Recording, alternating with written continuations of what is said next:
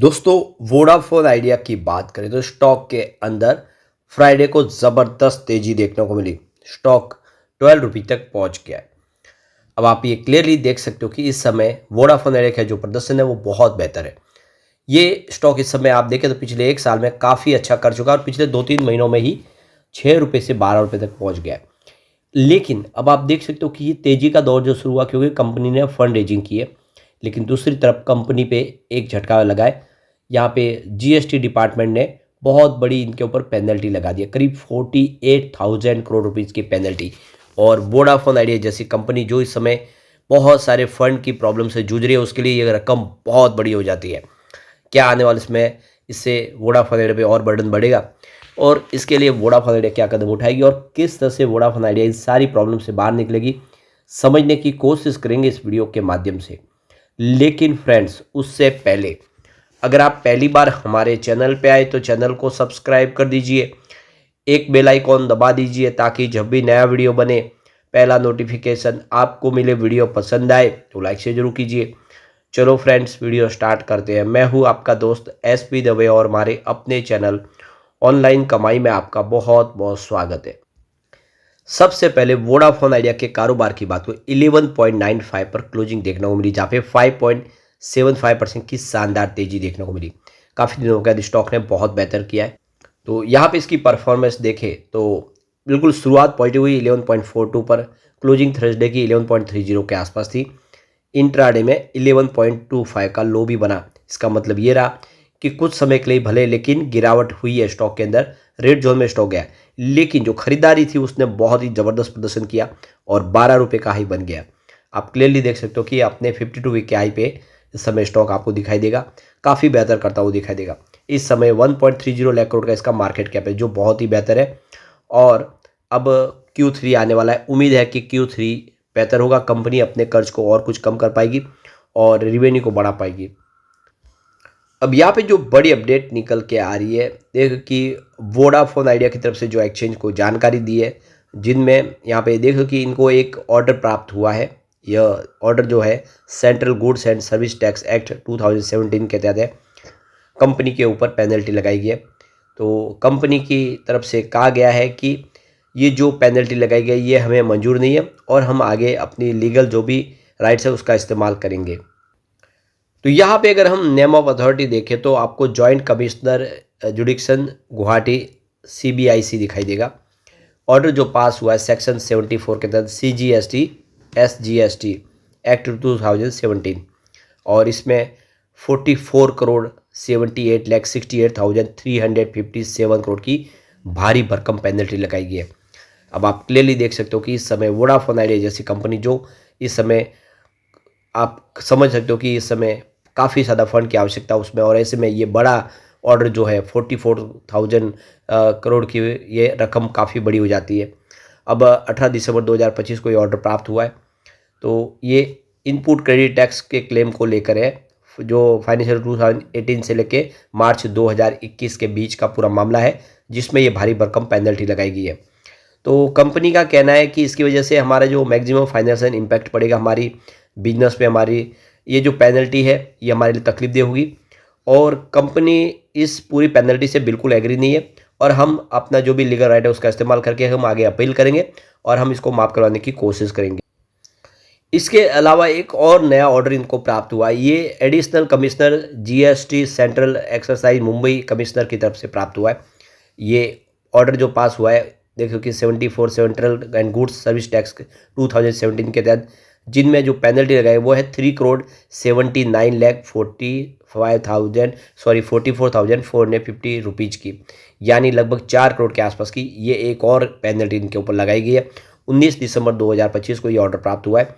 तो इनमें ये जो इनपुट क्रेडिट टैक्स को लेकर ही यहाँ पे भी इल्ज़ाम लगाए, फाइनेंस 2018-19 से लेकर 2023-24 के बीच का।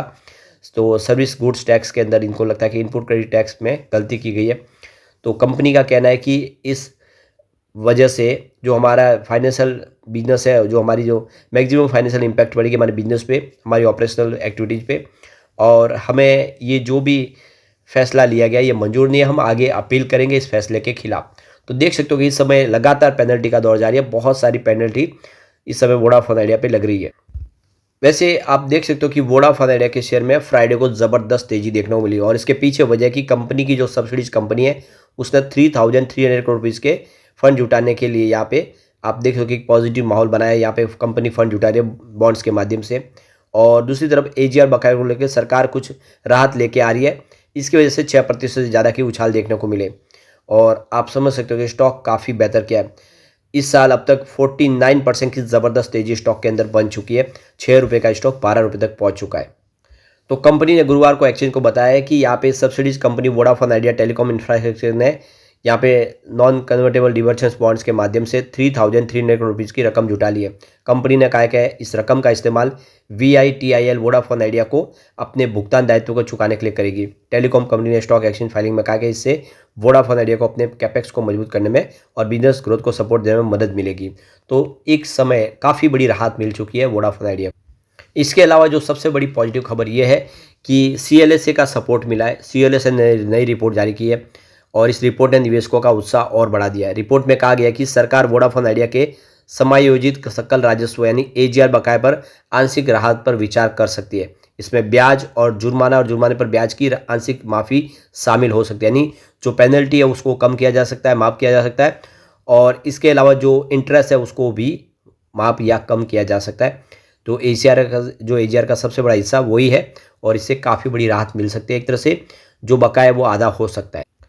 तो CLSA के मुताबिक देखें तो फाइनेंस 2026 में वोडाफोन आइडिया का कुल AGR बकाया 780 अरब रुपए रहा है और संभावित राहत से कंपनी को $8 अरब तक का फायदा मिल सकता है।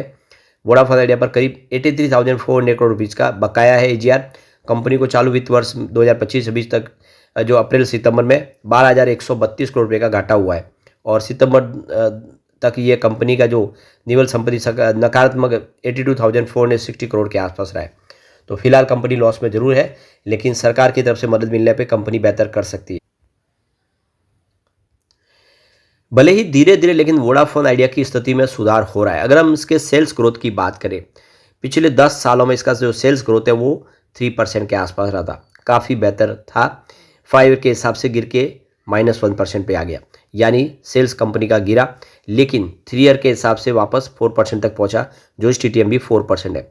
यानी कंपनी का सेल्स ग्रोथ पिछले 10 सालों में तो इस समय ठीक ही लग रहा है। अब प्रॉफिट ग्रोथ की भी बात करें तो ये देखिए 5 ईयर के हिसाब से 6% के आसपास था, 3 ईयर के हिसाब से कम होकर 1% के आसपास आ गया था, कमी आई थी इसमें, लेकिन इस TTM फिर से बढ़ते हुए 11% तक पहुंच गया। तो इस समय कंपनी का सेल्स और प्रॉफिट ग्रोथ दोनों ही अच्छे हैं, जो इशारा करे कि वोडाफोन आइडिया की काफ़ी मुसीबतें कम हो चुकी है और लगातार कोशिश करिए 5G सर्विस को आगे बढ़ाने। यहाँ पे अगर हम शेयर होल्डिंग पैटर्न की बात करें, प्रमोटर की होल्डिंग 25.57% पे जो अनचेंज है। FI और MPI ने अपनी होल्डिंग इंक्रीज की है। 5.98% की होल्डिंग थी क्वार्टर 2 में, जो 1 में जो 2 में 5.99% हो गई सितंबर क्वार्टर में। तो FI ने अपनी होल्डिंग बढ़ाई है और संख्या जरूर डिक्रीज हुई है, 498 पर आ गया FI, जो पहले 508 हुआ करते थे। म्यूचुअल फंड ने भी अपनी होल्डिंग इंक्रीज की है, 3.88% की होल्डिंग थी क्वार्टर 1 में, जो 2 में 4.5% हो चुकी है, यानी म्यूचुअल फंड ने भी अपना निवेश बढ़ाया है। उनकी संख्या डिक्रीज जरूर हुई है, पहले 34 थे जो घट के अब सितंबर क्वार्टर में 33 पर आ गए। इसके अलावा इंस्टीट्यूशनल इन्वेस्टर ने भी अपनी होल्डिंग इंक्रीज की है। देख सकते हो कि 59.14% की होल्डिंग थी, देख सकते क्वार्टर 2 में 1 में, जो अभी 2 में देखो कि 59.75% पर आ गए। यानी आप देखें तो यहाँ पे FI, म्यूचुअल फंड और इसके अलावा DI सब ने जम के खरीदारी की है। जिस तरह से बड़े फंड हाउस की खरीदारी शुरू है, ये इशारा है कि आने वाले समय वोडाफोन आइडिया बेहतर कर सकता है। लेकिन फ्रेंड्स, कोई भी इन्वेस्टमेंट करने से पहले अपने फाइनेंशियल एडवाइजर से एडवाइस ले ले या अपना खुद का रिसर्च करें, क्योंकि मैंने वीडियो आपके एजुकेशनल पर्पज के लिए ही बनाया। वीडियो पसंद आए तो लाइक शेयर जरूर कीजिए और चैनल को सब्सक्राइब कर दीजिए। Thank you friends.